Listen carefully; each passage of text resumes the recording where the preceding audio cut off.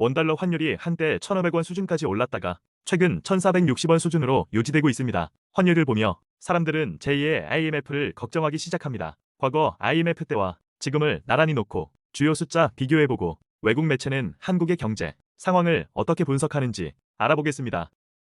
1997년 경제 상황은 어땠을까요? 1997년 당시 환율은 1960원대 후반까지 치솟았습니다. 하지만 1997년 위기의 핵심은 환율 숫자 자체가 아니었습니다. 핵심은 달러였습니다. 1997년 12월 외환 보유액은 39.4억 달러까지 줄었습니다. 당장 쓸 수 있는 달러가 부족하다는 판단이 나오면서 신뢰가 무너진 것입니다. 지금 외환 보유액은 2026년 1월 말 4,259억 달러 수준입니다. 달러 총량만 놓고 보면 1997년과는 그림이 다릅니다. 그래서 지금을 IMF 직전이라고 단정하긴 어렵습니다. 그럼에도 외신에서는 한국의 경제 상황에 대한 경고를 보내고 있습니다. 외신은 특히 부동산 PF와 한국은행의 앞이를 주목합니다. 먼저 PF는 아파트를 짓기 위해 먼저 빚을 내는 방식입니다. 아파트가 다 팔리기 전부터 공사비를 빌립니다. 그래서 분양이 늦거나 공사가 멈추면 빌린 돈을 갚기 어려워집니다. 부동산 PF 대출 잔액은 116.4조 원입니다. 전체 연체율은 4.24%입니다.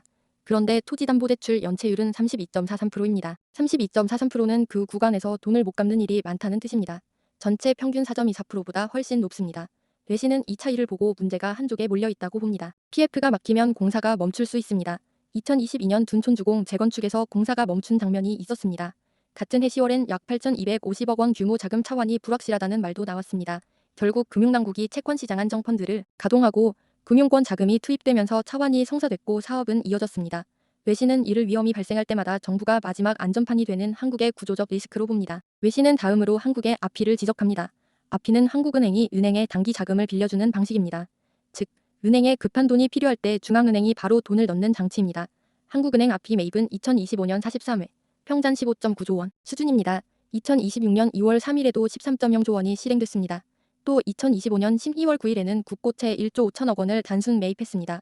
외신은 이런 조치가 반복될 때 시장 안쪽에서 자금 압박이 있었던 것 아닌가를 봅니다. 결론적으로 외신은 한국의 제2의 IMF가 아직은 오지 않을 것으로 보고 있습니다.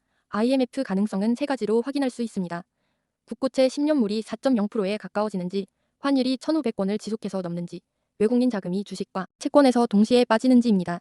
이 세 가지가 함께 흔들리면 경고 수준이 올라갑니다. 2026년 2월 10일 기준 지금을 IMF 직전이라고 단정하긴 어렵습니다. 다만 PF 취약 구간과 정부 공공 개입 구조가 커지는지 계속 점검해야 합니다.